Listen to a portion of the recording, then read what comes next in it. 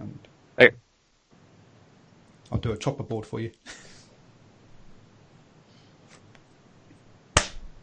Go, live. And welcome to DrivingMaul, the All Blacks Edition, episode 2. 3. I'm 3. Ashwin, and It's episode 3. Really? Yeah, episode 2 was Episode on 3 already? Episode 2 was on Sean, on Steve's channel. Remember? We did the whole long show Absolutely. about us. Exactly. So we did a whole show about predicting the squad. And Sorry, my bad. Come for the high quality rugby Okay. chat, stay for the slick. Well, well, as you can tell, Paul's handed me over the reins. I don't know if he's going to be wanting to do that next time. Steve's unavailable, so yeah, here I am. Paul will be keeping you company in the chat rooms, so make sure you get on the keyboards and send in some questions and comments. Don't forget to click on that super chat and send your questions in through there, and we'll make sure if it comes through on super chat that we'll have a discussion on that. Look, just so that you're aware, as per last time, the format, we're going to go with 3 topics, discuss those issues, and then we're going to open up the floor and see what comes through. If you're, that's about it. Again, just, also apologies for the late start with a few technical difficulties. Unfortunately, we haven't, been able to get Herman on today. We're still trying. Paul's working on it in the background, trying to plug cables in all over the place. You can't see what he's doing. It's mad. Anyway, so getting back onto the show. So who is joining us today? Well, we've got Pierre back from last week. How you doing, Pierre? Good fellow, good. Long day today, but here we are living the dream in the heart of the city of Auckland. Yeah, getting that day back by talking a bit of rugby. Amen. The game they play in heaven. And there's, as mentioned before, we've got Paul in the chat room. Paul, how you doing today, apart from stressed? Oh, stress as I try to get Herman back on. Pretend you're plugging in cables. They can't see me. Right. So, look, let's, I'll just sort myself out here too, actually. Get myself onto it. And, right, moving along to our first topic of today. Player injuries, obviously something that... Are we allowed to hijack this with topic 0 being the reappointment of Tana Umanga? Or is that for later? I couldn't wait. 3 minutes. We can get onto that in a bit later. I've got something that we can segue into that a little bit, actually. Excellent. So we'll hold that one. Bring that up, but we'll hold that one for a little bit later. So, our first topic for today is actually the Derby games being tough. Chris Boyd suggesting that it's a bit hard, and then obviously it's impacting possible player depth. Latest one, Patrick Tuipulotu out after shoulder injury in the Blues vs Canes at Eden Park. What do you reckon there, Pierre? Are the Derby games? Spit it out. Derby games just too tough on the players? Does something have to be done about it, like Mr. Boyd has to say? Look. So it's a really good question. I've maintained for a while that professional rugby, because it's getting bigger, stronger, and faster each year, is really starting to throw problems at the ability of people to actually deal with the physical demands of the game. And I haven't gone back and pulled some stats, but it certainly looks to me, just looking at the squads and the injury rates in the squads, that we're seeing a trend upwards in the number of games and the number of injuries per game that come out there. You go back 10 years, you didn't used to see whole squads, 15 to 18 players of a 30-man squad being injured at once from where the season started. So I think one of the things you're seeing is that bigger, stronger, faster players running into bigger, stronger, faster defenders causes that problem. So that's an issue with professional rugby, full stop. Specifically on the Derby games, and just hop in if you want to weigh in on that, Ashwin, or I'll go all night. If you specifically on the Derby games, I think this is probably just swings and roundabouts. That at the moment the New Zealand Conference happens to be exceptionally strong, and so the Derby games in New Zealand are seen as the more physically demanding games. The flip side, of course, is that by taking on Derby games in New Zealand, the New Zealand teams aren't having to travel as much. So If we were playing more South African sides, while the physicality potentially, depending on who you're playing, may not be quite as intense, you've got more games over in the Republic. Yeah, look, I tend to agree. It's interesting, as you say. I mean, you go back to when Super Rugby started, and basically the 15 that started at the beginning of the year was primarily the 15 that were on the field at the end of the year. You didn't see a lot of that with the rise and the change in professional rugby. Fitter, faster, stronger, bigger. When Pro Rugby started, though, there were no reserves, from what I can recall. Like 1996, you were only allowed to replace people if they were injured. So the advent of the 8-man bench actually has some real effects on the types of players that you select. You're not having to pick players who go 80 minutes. You can pick people who might be carrying a little bit less fitness and a bit more weight, and so they can hit harder for a shorter time. And that's really going to feed into that. So I wonder whether there's an element of whether the laws of the game could actually be tweaked to encourage a lighter and more mobile. Interesting you mentioned that, because that actually popped up in our Hash Rugby Chat channel show yesterday.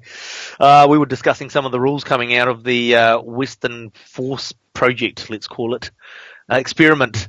And with some of the rules there and around the subs, and basically they were looking at going more subs. We're saying no, less subs, and having some rules. Well, can't think of the right word, but rules basically around reduction in subs and how you can sub. Therefore, you're going to have to get fitter players. Fitter players can't be as bulkier, and therefore you're going to get less impact or less force, for want of a better term, in the impact zone. That's an interesting idea. And I guess the other part to that is if you look at what soccer does, they have a bench of 7, but you can use, 3 off the bench. So there's nothing to stop you. I mean, you start to introduce an interesting tactical element to the game if you start saying, well, you can have 8 on the bench, but actually you're only allowed to use 4 of them. So if you want to roll a whole new front row on at 60 minutes, you go for it. But if anyone else gets injured, you're in trouble. You're in trouble. Well, it's interesting because with the you mentioned the front row, and when they first brought in that rule, or the rule, it's like, if a front rower gets subbed but then gets injured, you can actually bring back the subbed player. Now, what you saw for a short period of time there happening was that just before half time, they would sub a front row forward, and then in the second half, the subbed front row forward he's injured. And therefore you could bring the previous prop forward back on. That seems to have gone by the side. It doesn't seem to be happening now. It seems to be the magical 60-minute mark where all of a sudden the energy levels just drop in a prop and he has to be subbed. Prop or sometimes even a halfback. Halfback's an interesting one. I think they just really want to bring that energy back at that back of the scrums and the rucks. The mauls just really started to re-energize that space again. There seems to be the move and the motivation. But then you look at the Highlanders, I think, are a fantastic example. Do you really want to pull an Aaron Smith for somebody who's really just not in the same class? Even if Aaron Smith's run himself to a little bit of a standstill. Should we throw to Paul? Paul, anything from the comments you wanted to throw in there from the chat room? Sorry, I'm still trying to deal with technical issues and wondering if I take Herman's call, I'm going to put you on hold. It's still going to make this all very difficult, so I'm still trying to figure that out. A lot of talk in the chat is actually about Chris Boyd and Tanner Manga, so we'll probably get onto that later. I think someone in the chat said South Africa derbies are also quite brutal. Brent Wickstead, I find there's more physicality between 2 SA sides as opposed to SA versus New Zealand. Look, I'll endorse the physicality of the South African sides, having seen them at Eden Park. Was it the Sharks who came over and put 63 points on the Blues? Now, admittedly, the Blues wasn't their finest night, but man, there's nothing better than the sight of a team of big, strong South Africans smashing a side in front of them. It's the way they play rugby, and you've got to love it. And they are physical. And those derby games, I think, always have a bit more spice. It's like the Reds-Waratahs games in Australia.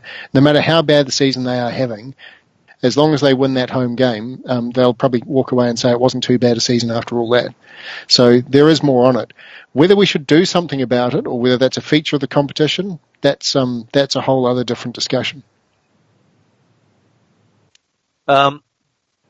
Yeah, look, it's interesting with the Reds Waratahs games, isn't it? Because it's like, as you say, they're going to be having a bad season.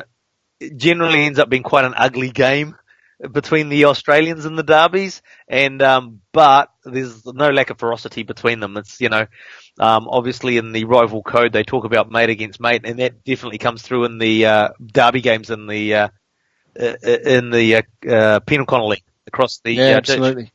I think it's the same anywhere, though. The better you know the people on the other side, the harder the game's going to be. It's just like you want to smash your brother.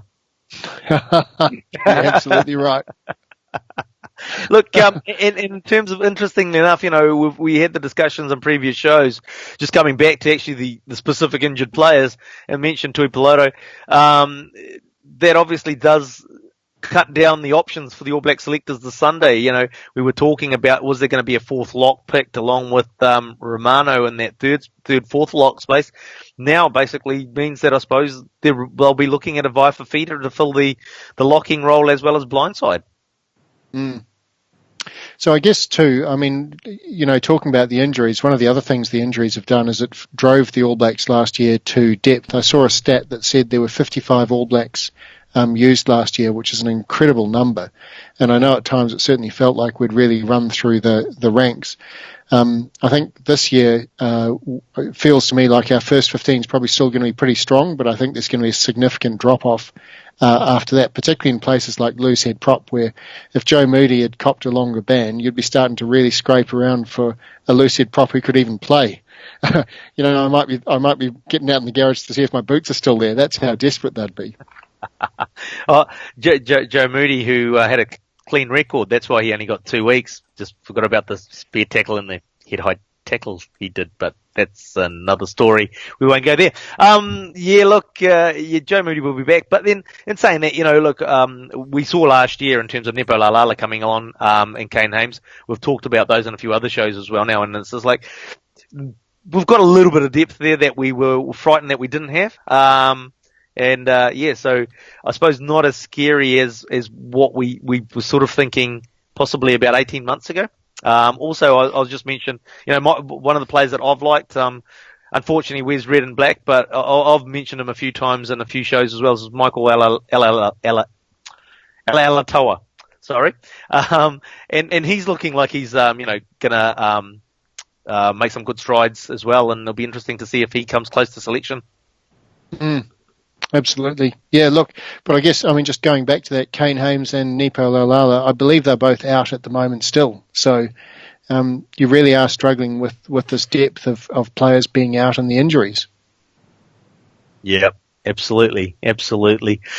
Well, so do you mind providing an update on Tui Piloto, by the way? I haven't seen that news today. Okay. So basically he's got the shoulder injury.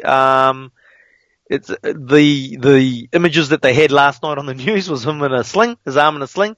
Apparently it'll be about 2 weeks out of action, which basically would discount him out of the reckoning for the All Blacks French game. Okay. Hey, I think we have Herman. Do we have Herman? Herman, can you hear us? I can hear you. Oh, there we go. Paul rushing Magnificent. around. Has sorted out our technical issues. He's plugged the cable in. He's rebooted the internet, and we have Herman live with us now. Welcome, Herman. How you doing? I'm doing fine. Thank you for being welcome to join the conversation about the mighty All Blacks. Hey, look, we've just been talking about the impact of derby games on the injury toll, basically. And yeah, just I suppose we're about to move on, but you get your thoughts on the ferocity of the derby games and whether something needs to be done about that. Well, it's a double-edged sword, isn't it? Because the derby games also ensures to battle harden the All Blacks players. So, a little bit, double-edged sword. Moment 22, it's. So I don't have any a really good answer to that question. Really, it's whatever you do, you're going to lose something, but you're also going to gain something. Yeah. But it's like I was just saying to Pierre, and we in our conversation prior, like our conversation last night in terms of making it a faster game, so the players have to lose bulk to be able to fit enough to last the game. Yeah. That might be the answer. Oh, we'll throw to Paul. He's got his hand up. We'll from our technical guru to our chat room guy. Let's see what Paul has to say. Unfortunately, it's not from the chat room, but it's from something I read earlier that something like there are 30% more injuries in derby games than there are in other games, which comes down to mate being mate, but also those are the people that you're competing against to get that international jersey, aren't you? So it's got all of those things play into that. Yeah, you have to excuse Paul and forgive him because he didn't have a chance because of the technical issues to rush out and get the beer to loosen up the lips a bit. I'm going now. Living the No, dream. you're right. You're right. It's the bromance that's happening there, but it's also the fact that you're playing against the guy in the opposition jersey that is playing for the same black jersey that you want. And you look at again, go back to the Blues Canes games. You're Kira Ioane and Gareth Evans saying, "Hey, look, don't forget about me having a big game as well." So absolutely, that competition there. So actually, we're moving along to our next topic. But controversial here. Are the All Blacks due for failure? So and what is a failure as well? So before we go on to what brought this topic on, we'll just go around the grounds and see what thoughts are. Herman, since we've just got you on board, we'll get your thoughts on are the All Blacks due for a failure and what is a failure? In what regard? What? I suppose the loss of a game or drop in form.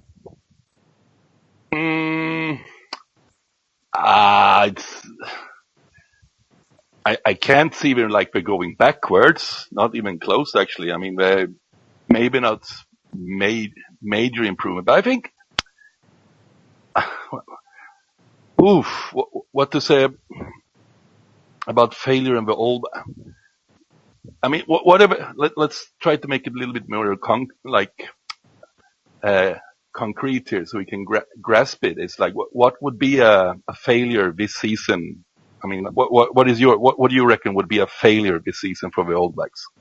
I think what we've become accustomed to is that we've had such a successful run, 2 World Cups, etc., going back to 2011, and just before it even, and it's been such a long dominant period that really it's almost any loss of a test match does open up question marks around either if it was the top, if people feel it was the top lineup, whether the players are good enough, or if it wasn't the top lineup, whether the backup players are actually capable of stepping in when there's an injury. So I suppose on the surface of it, it's any loss.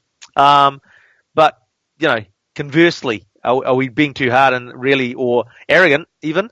And it's really the other teams, Ireland, for example, really stepping up and lifting their game. Yeah, sure. So I guess I'd throw 2 things on the table. One is 1998 is fresh in my memory. It's only been 20 years since we lost 5 on the bounce. And it was a horrible time as an All Black supporter. Really, really not enjoyable at all. So without doubt, 1998 was terrible. And I think some of the weaknesses that came out there probably manifested themselves in the 99 World Cup. I would go with what Ashwin was saying, though, that we've had this period of sustained dominance from probably about 2004 onwards when Henry took over the team and they started to change the way they played and the way they trained and prepared. And I think that has sustained us for that last period of time, even through the loss in 2007 again at the World Cup. But I'd also point at last year and say last year I would argue it was a failure of a year. Now, there were some arguments around you sort of got a perfect storm of an extensive series of injuries. We drew a Lions tour that arguably we should or could have won. But I don't think that the standards that they set there would be, despite some real high points in the year, including scoring nearly 50 points and a half against Australia in Australia. I just don't think they have been, that the All Blacks reached the heights they wanted to hit through that season. So I guess more than a loss is probably a poor season now for the All Blacks, and a loss-free season would be a real victory, based on that current record, of course. Yeah, I'd agree, actually. Yeah, go Herman. Yeah, but I think first put last season into perspective, because usually the June tests they can be tough, but that was a bloody good Lions team that came there last year, and it was pretty much like playing knockout rugby, like almost like a finals rugby, 3 weeks on the bounce. And even if you can handle that physically, I think it even more takes a mental toll, because the way it was fired up. Everyone was on the edge of the seat during that series, and it will affect the players. Mm. And that was a tremendous series too. And it was, and that even the All Blacks are going to pay a price for playing like 3 World Cup finals in the start of the test season. And they did fine in the beginning of the Rugby Championship, but you could see the cracks slowly creeping in, like the second game so against the Wallabies, and then also the second game against the Springboks. I'm sorry, but maybe All Blacks were a little bit lucky to win that one, because the Springboks were on fire on that game. But also, I think, put that into context, the way Springboks played that game, you can't play that game like 13 tests in a year, because that was like a one-off for the Springboks. But fair play to All Blacks, they ride the storm, they won it, but it could easily been a loss. But I will take that also again back to the Lions series. But you just can't fire yourself up on that level. And then it was even more clear to me in the end of the year that, yes, you could argue that Scotland definitely has improved. Wales, I'm not sure, sort of improved, but they were, from where I was sitting, All Blacks were playing on the fumes there. They have to dig so deep to win those 2 tests.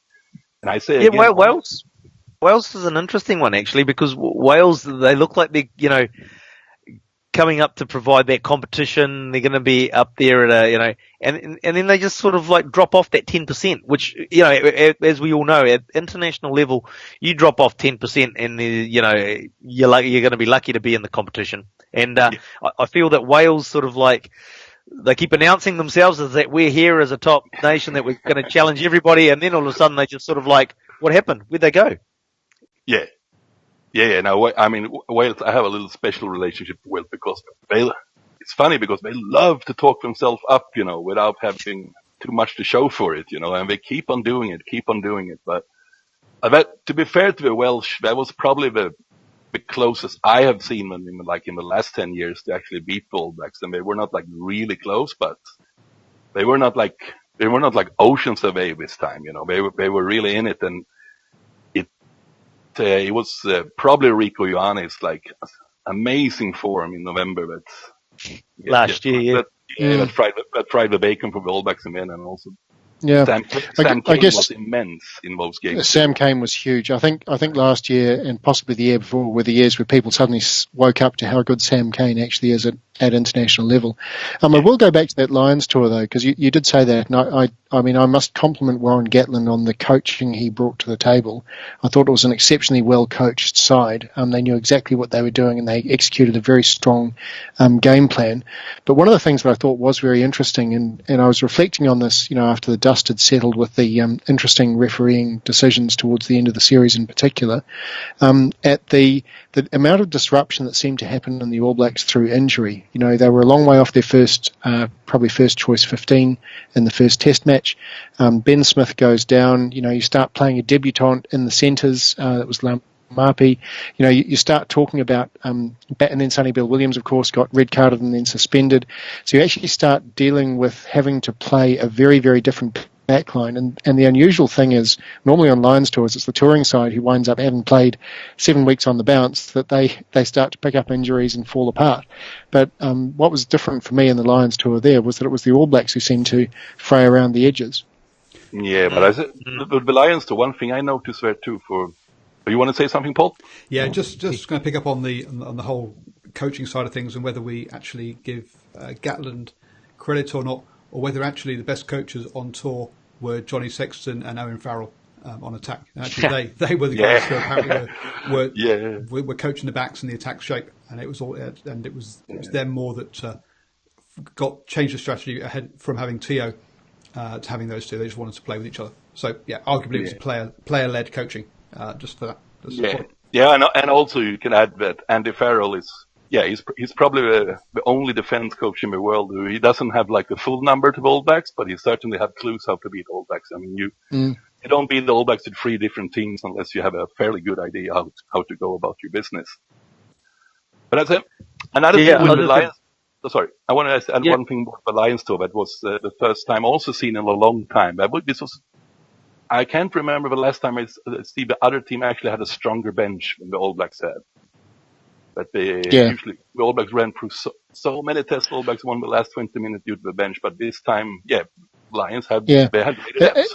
And I think Herman, a lot of that comes down to the injuries, and we were just saying that the first 15 is going to look very strong when we roll out against the French.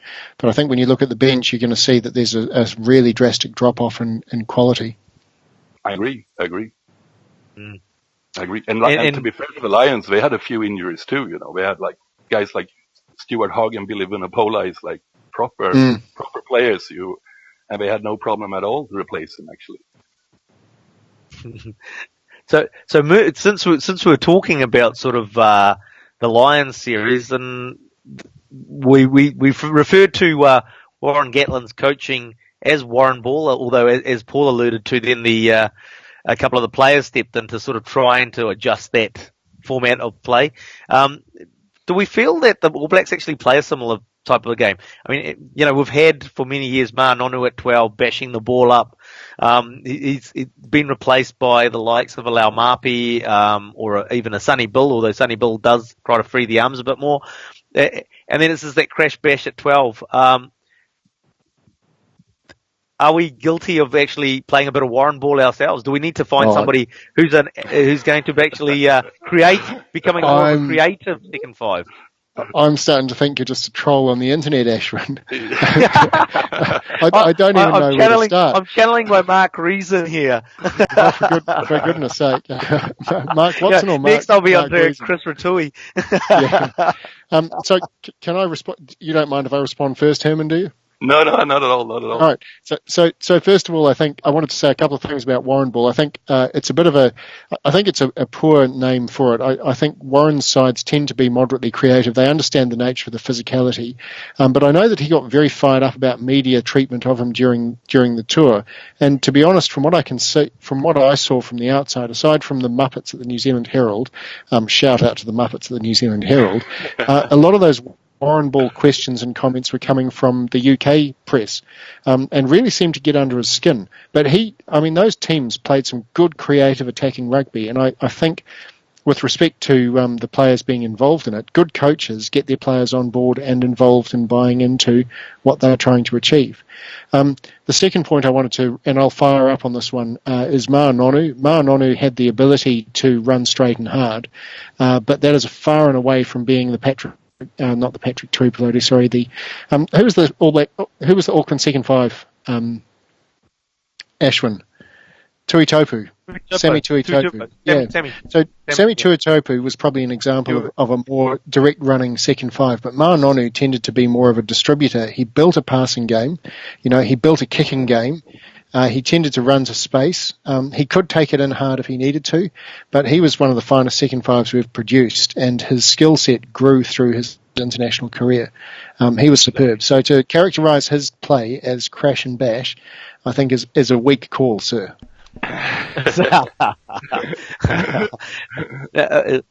Playing a bit of devil's advocate, really. Well, Paul needs to go to the Louis.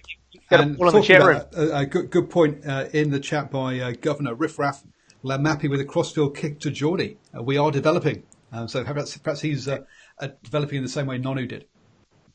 Oh, look, and to just go back, the reality is that most rugby teams actually do that charging up, whether it's from, obviously you've got your forwards that do your pick and go sort of thing, but they'll even get their inside backs to do that, run it up hard to the defensive line, set it up. So it's you not necessarily number 12 doing it, but there's players doing it. It's a common strategy amongst coaches or teams, I should say. Herman, I have a reply. I have a reply to Governor Riffraff here, because that tribe was like an amazing tribe, but Luampe's part in that was probably by far the easiest one. The kick was excellent executed, and Geordie's play on the line was just amazing, jumping up like a basketball player. And putting the ball down to the ground, make a jump up, and he pretty much had the free line from 1 meter. So to say that was like resembling a man, I don't know. No, not even close. Not even close. No, what wasn't it? Good on him on being there. I thought that Mappy was the person who did the crossfield kick. He was the kicker. No, he was a scorer. It just went quiet. Governor Riffraff saying, Lau Mapi with the crossfield kick to Geordie. No. Mapi scored. Who was the kicker then? Pretty sure. Either Bowden Barrett or Aaron Smith. Bowden Barrett was out on the wing with Geordie. There was one of the tries was Lau Mapi. But it was definitely Mapi because he scored the try.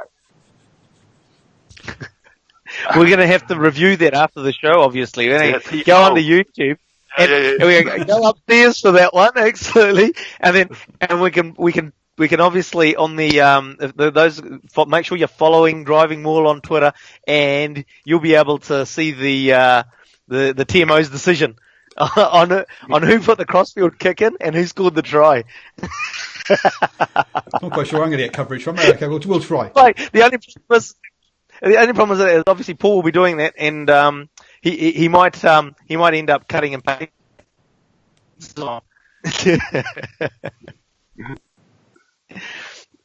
So look, I suppose moving along. The next topic. Just a couple of comments about what is a losing. What is a poor year? Brent reckons that last year was actually a poor year, relatively speaking, for the All Blacks, even though they did win anything. Can you remind us that in 2009 the All Blacks lost 4 games, so it's been so there was that was probably the last, I would say, poor or disappointing or failure season for the All Blacks. Yeah. Absolutely, and I just want to weigh in on that 2009 tour too, because the French got up and beat us here down in Dunedin, and I don't know who remembers the tour well, but they changed. It's one of those unfortunate situations where they changed the ruck laws in the Northern Hemisphere for their season, and they kept them in the Southern Hemisphere for the Super Rugby season. So we came out of Super Rugby with one set of ruck laws, and then went straight into a test against the French with a different set of ruck laws that they'd been playing under for a few months. And we didn't play well. I mean, let's be honest, we didn't play well. Big bad Brad Thorne came back for the second test. Richie McCaw played out of his skin. Look, it was an interesting. It was a good French side and a well-earned win for them. Hang on, Pierre. Are you saying that they changed rules in a sport? Yeah, you're right. Rugby would never do that. It doesn't happen, does it? Basically, so on a total tangent, last year was the 100th or the 150th or some anniversary for rugby school and what's his name, Willis, picking up the ball and running with it and all that kind of rubbish. William Webb Ellis. That guy. There you go, that guy. They named a trophy after him, I think. Yeah, I was going to say named the trophy after him.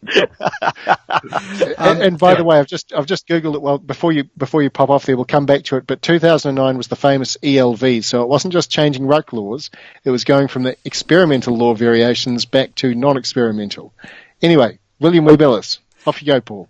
So it was a special anniversary for rugby school, whether it's 200 years or whatever since picking up the ball and running with it, and what I thought they should have done is they should have had they should have got 2 groups of professional rugby players in and had a game under the original rules back from 1870, must have been 50 years, 150 years, sorry, 1870, whatever it was, and actually played the original rules.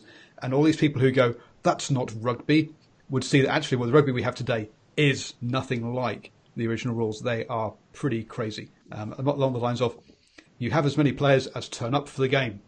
Right, okay, well, that's none of this 15-a-side rubbish. You can have as many as you can fit on the grass. Aren't we meant to have villages that we represent, though?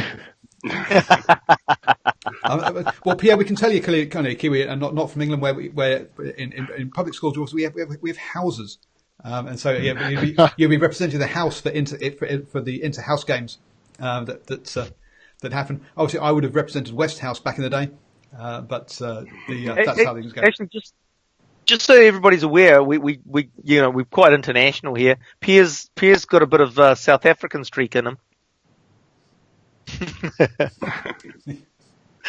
No, but it's funny about law change. I was just thinking about that 2 days ago. I was doing some YouTubing, watching all the rugby clips, and I found a new one when actually was TJ Perinara and Rico Ioane was watching. We're recording their reaction when they watch the try of the century that the Barbarians scored against the All Blacks.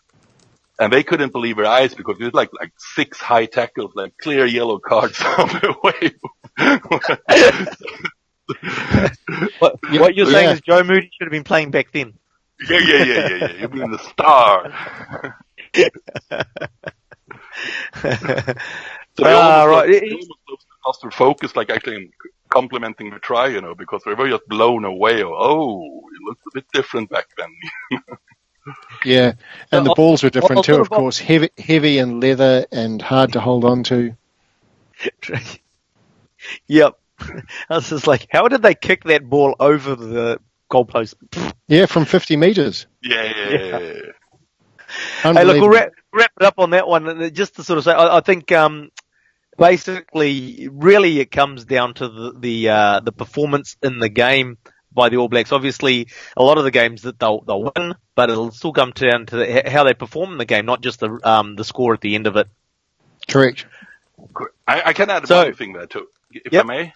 I mean, because also All Black is not living like on an island and there's nothing around with. We have to assess their opponents a little bit also. And they are early days, but they are a quite big possibility that the Springboks going to be a lot better this season. So they're not going to be the easy beats they've been for a few seasons now. There might be signs that Pumas is going to come out stronger also. The Jaguars look very improved, and they're going to start picking European players too. I don't think we're ready for beating the All Blacks yet, but I'm thinking it's probably getting ready to scare the All Blacks at least in the game. Yeah, the concerns. I mean, the concerns I have with the Jaguares is the fact is that there's a lot of rugby they've got to play, and then they're going to have to step it up as well. You've got a bulk from that's going to move into the Argentinian squad, and it's going to be hard for them to step it up again. And biggest impact's probably going to be back on the Jaguares after the international season. Well, but also that thing that we're going to pick European players too, so we're going to have a much better depth. It's going to make that's going to be a major improvement, I think. I also think is that to start picking European players that have taken away some of the complacency in the Jaguars. Like everyone seems to try a little bit harder now, but so. I don't think, and obviously in the end of a year, we're going to play England and Ireland in 7 days, that's a challenge. That's a real challenge too. So they were not a challenge like that in November last year. So it's going to be an interesting year, but that's that's pretty good. There's a lot of things to look forward to in the international window of rugby. So yeah, definitely. I mean, we've already talked about previously the All Blacks Island. You've just sort of said Argentina playing. All Blacks Island and the England ones at the end of the year, and then Argentina, Ireland, England. Yeah, that's some nice matchups there. They're coming along. And probably we're going to be all wrong, and Australia going to win the Bledisloe instead, because we don't talk about them at all. Full marks for optimism. I'll give you that. That would be a failed season if We have finally got. That's it, What's a failure? Losing the Bledisloe, that would be. Yeah. Right. So moving on to our third topic that we've got, looks like we're going to be facing a weak French team for the first game, at least anyway, as the top 14 final is on, I think a week before or the same weekend, I can't remember which. Week before. The first test. What's everybody's thought on that? We really are going to face a weak team, aren't we? I mean, and the fact that there's going to be a French Barbarians team on tour as well. So they had a French journalist on Radio Sport this morning, which I listened to while I was driving, and he said that there's probably 7 or 8 of their first 15 who are out or likely to be out because of the top 14 final. I think the first test, in some ways it's a smart tactic from the French. I guess they'll be targeting the second and third tests in particular. Get their players over here, get them acclimatised, get the team together, and give them time instead of trying to acclimatise jet-lagged players who have just come off a win or a loss, depending on which way it goes, with 48 hours in the country before they come in and play the All Blacks at Eden Park. To be honest, that doesn't sound like a picnic to me. No. Look, but it also hammers home the impact that dollars, international dollars, particularly French money, has on international rugby. It's threatening the ability of nations to put the top sides on the paddock. Paul, I'm going to just come to Paul here because he's probably going to have an answer to this. I'm not saying that the other guys don't, but Pierre and him don't. But what's going on? Why is the top 14 finishing so late? Are the other European competitions also having their finals that weekend, or is it just the French one? And if so, why does that end up being so late? Is it encroaching into the international window, or it's just outside it? It's just outside it. It's been happening for years now. The first French side that played South Africa last year, again, missed out on their top players who were playing in the final because it was, again, the week before. So, no, it's something that's been happening for years. The French French league does run 1 week later than the Pro 14 and the Aviva Premiership. So this weekend, for example, the Aviva Premiership and the Pro 14 have their semi-finals, but the top 14 have their quarterfinals. So they just run a longer season. They have more games. They also start earlier as well because they do play a round robin, whereas the Pro 14, has deliberately gone for 2 conferences to reduce the number of games. Thank you to Paul Baines, our European correspondent. That's sure. And look, I think World Rugby, they're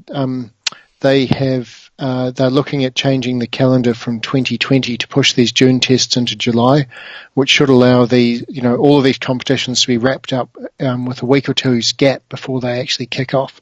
So from 2020, it's going to become a July window and a November window, which will align through the international calendar, which will also mean Super Rugby will stop being interrupted. They should be able to complete it before the games or before the internationals kick off. Hey, knowing how World Rugby works, what will probably happen is that Super Rugby semi-final will be played, and then we'll have the international window, and the Super Rugby final will be after the international window. Are you sure they wouldn't just take the internationals out and play the semis and the final through the window as well? It's yes. Let's not go there. Paul, you wanting to add something there? So whilst there's been talk of there's also been talk of the Aviva Premiership wanted to start another month earlier on the grounds that then they could play all their games outside of any international windows. So quite how the season is going to be structured out in Europe after that is still open for debate. All the players actually suggested they were threatened to go on strike when the Aviva Premiership came out and said, we could start in August. Basically, hang on. Internationals are in July, and you want to start kind of in September, and they're going to basically end up being a 12-month season for the English players. And they said, no, if you do that, we're off for a strike. You can't do that. So the Premiership did back down, but they were trying to basically have rugby all the year round, and so players would have to choose: do I miss out on my club rugby, or do I miss out on international rugby to get a rest at some point? Do you think it's going to be any different with South African teams joining the Northern Hemisphere, though? That potentially you're going to have clubs playing year round, so they have to choose whether to join the Southern Hemisphere, the Northern Hemisphere, or parts of both. The toll it's going to take on the players will be horrendous. Well, quite a lot of these South African players already either go to Japan to play in the top league in their off season. And to be fair, the level in Japan is nowhere near the same level as the Tier 1 professional leagues.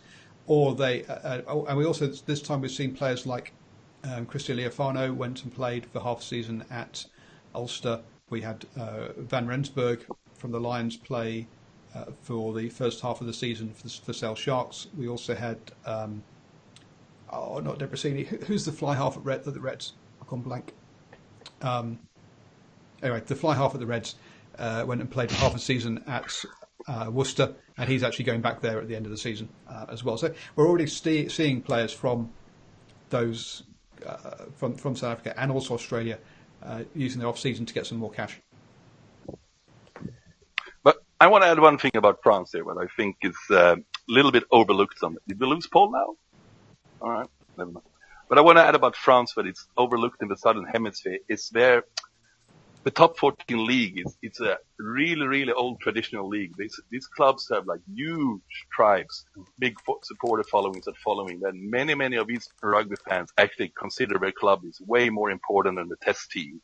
So the whole structure is like, it's another mentality in France, the rugby in that regard. So we think like in the Southern Hemisphere, we think like everything should go to the test team. That should be the aim of everything.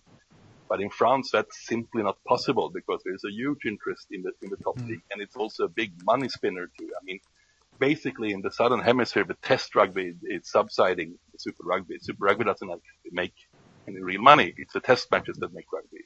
Different is the top 14 is making huge money. They have a great TV deal, which is also the reason why we can have such a big squads with such a huge salaries.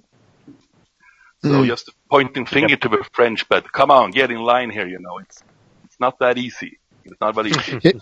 Yeah, and I guess the other comment I'd make about the top 14 is with the huge number of international players they've brought in for them, it has a bit of an effect like the English Premier League has on the football. The number of positions available to homegrown players eligible for France is squeezed. So you struggle to get the depth in the positions and the talent coming through. Hey, so just on a slightly different tangent then, if the All Blacks are facing a weaker French team at Eden Park, does that open up the opportunity for the All Blacks to be a bit more experimental and throw in a player that they might not have done against a full-strength French team? It does, but should All Blacks really focus on experimenting this year? I mean, they used 50 players last year. I mean, that's done. There's 18 games left of the World Cup. I think they should focus solely on nailing a first 15 now. I think this is going to be quite a grinding French team too. I think they're going to be hard to beat comprehensively for sure. And no French team is weak in the forwards. That's just not something you ever see. So I think you might want to blend a few new faces in there potentially. It wouldn't surprise me if they manage the workload of some of the players. I'm looking at you, Akira Ioane and Rico Ioane, who have played every minute of every game in every pre-season as far as we can tell. But aside from managing the workload of some of those players, I don't know that you'd take any French side lightly. So. No. This is just this is a New Zealand attitude that goes all the way back to a certain quarterfinal, which they lost. God, in 2015, you thrashed in the quarterfinal. That's when you learn actually France has been bad now for 12 years, or 10 years. They're not this side that turns up that is that's unpredictable and so forth. They got absolutely thumped by South Africa last year, and we know that South Africa aren't that strong. So did you realise though that the French went unbeaten against the All Blacks between 2007 and 2009.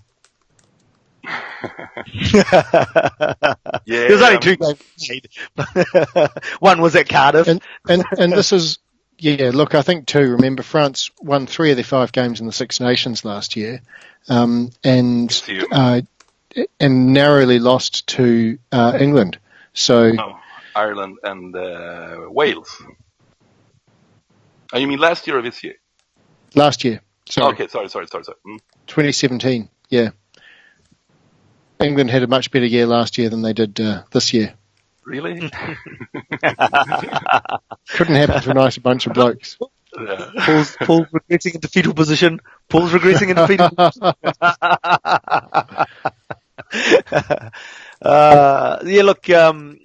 I think, Paul, actually, it goes back to a certain match. I can't remember what year it was, 84 or something like that, as Bastille Day test, I think, and I believe it was also at Eden Park, where Jean-Pierre Rives running around the field. Actually, it actually goes back then in terms of, the French, I was pretty young back then, so, yes, hard to believe.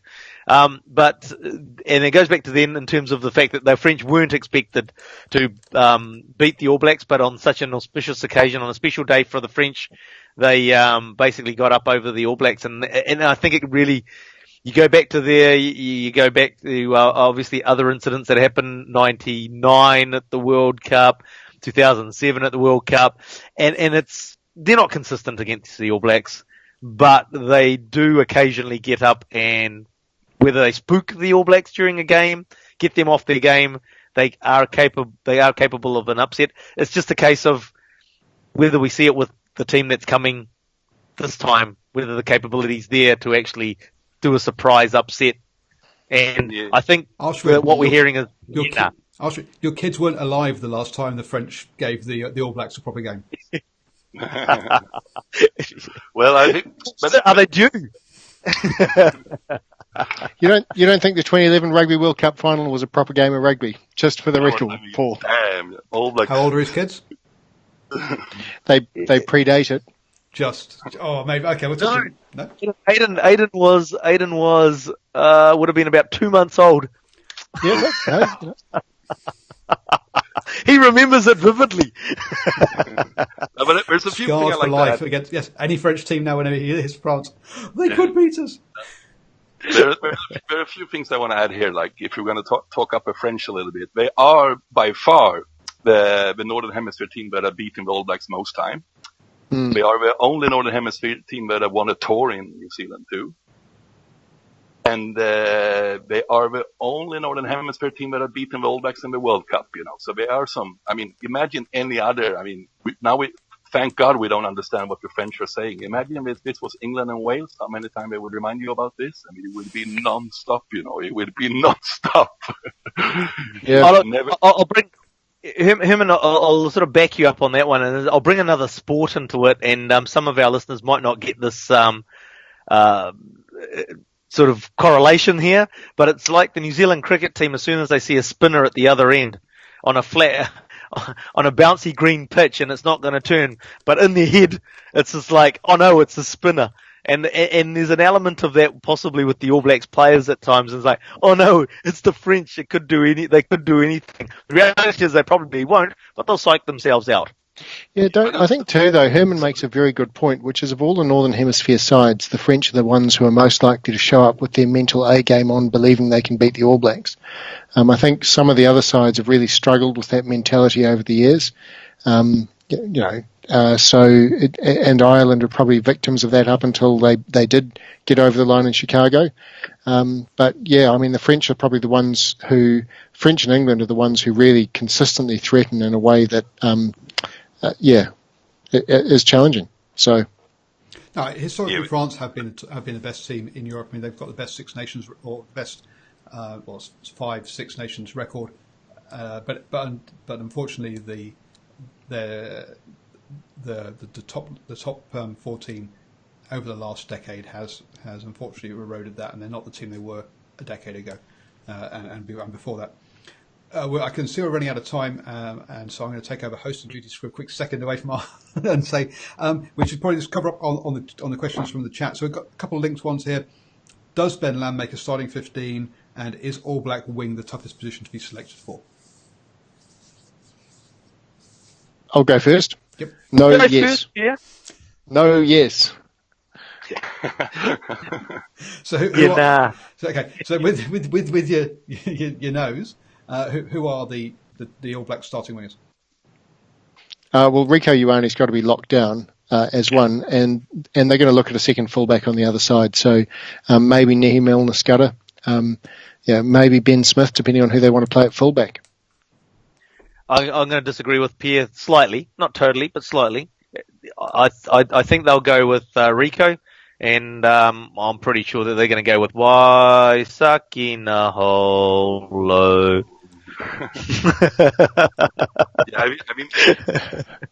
If it's I think Ben Smith at the back. Sorry, go Herman. As things stands right now, I'd say, the only really question is are we going to play Geordie at fullback or are we going to play Ben Smith at fullback? And if we play that's not a question. That's not a question. That's not a question.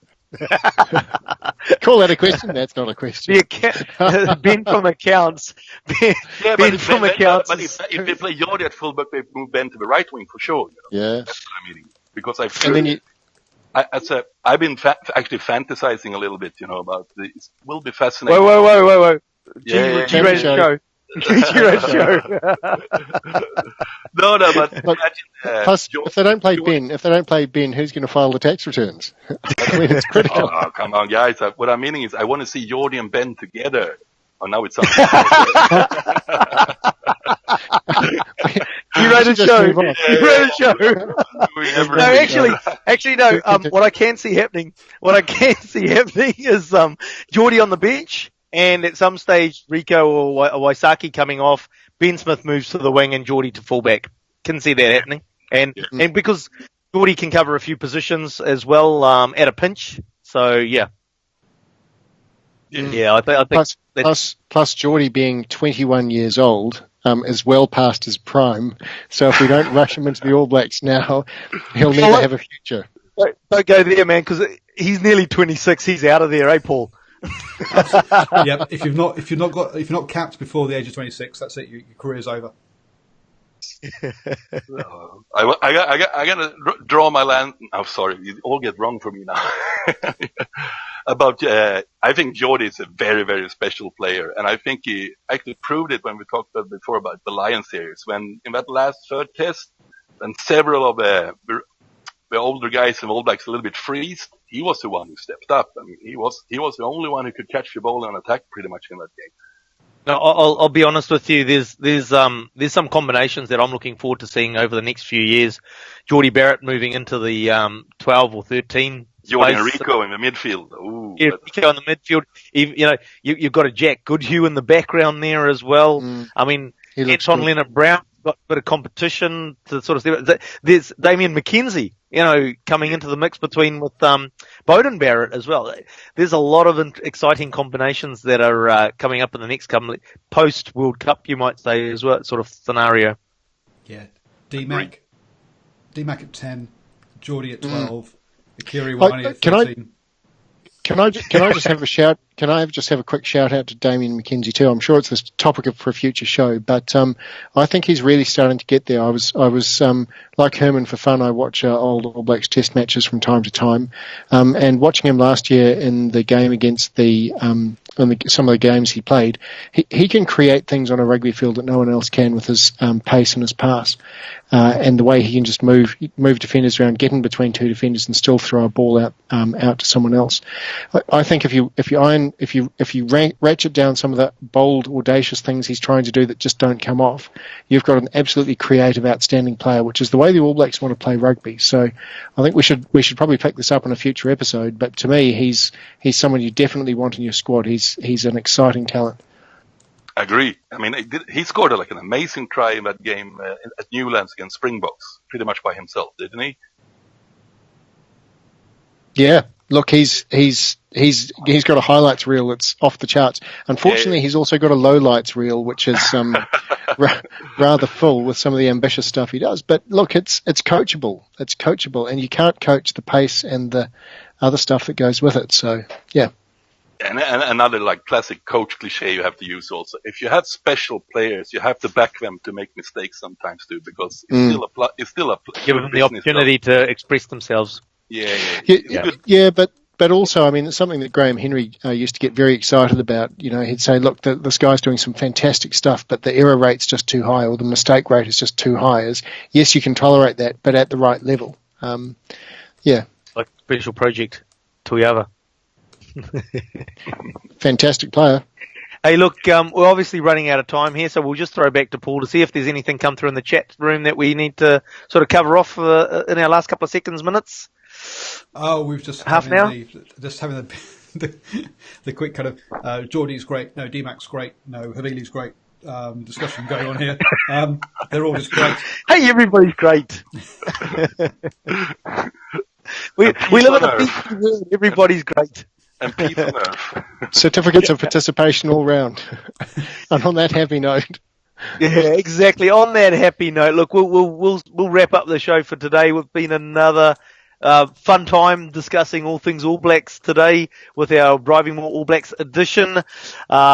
Make sure that you don't miss out on any of these of our sessions at DrivingMaul, and by subscribing on YouTube or by subscribing through your favourite podcast apps. Sorry, I'm new at this. I'm still getting better. Right. Also, sign up to the DrivingMaul Newsletter.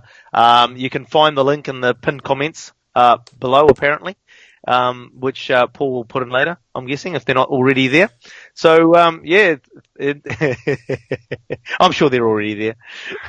So, we'll go on to thanking our guest today, Pierre. Thank you for joining us today. Where can people find you? I'm a social media ghost. I'm anti-social media, I so like they can't you, find Pierre. me. I like you. He does not exist, and Herman doesn't exist either. Herman, where can they find you? Have you decided? We talked about it yesterday. Are you decided?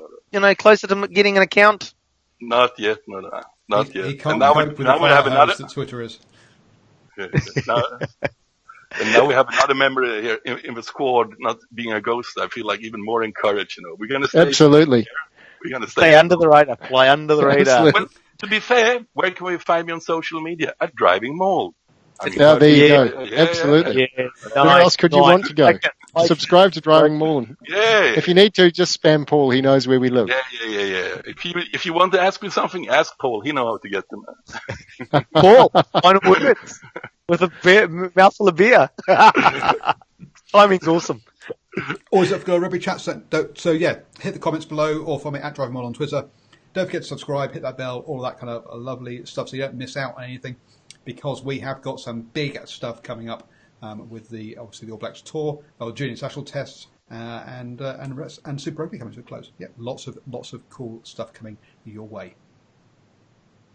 So I've been Ashwin hosting today's edition of DrivingMaul All Blacks Edition. What rugby you're watching, get out there and enjoy it. Oh, actually, we're supposed to do the pointing thing. No, so we're going to subscribe. You point downwards, and I'll point upwards. And get to the right place. Here we go. Until next time, enjoy your weekends of rugby. Enjoy watching the rugby. God, he doesn't even know the catchphrases. God, dear me, we'll train him.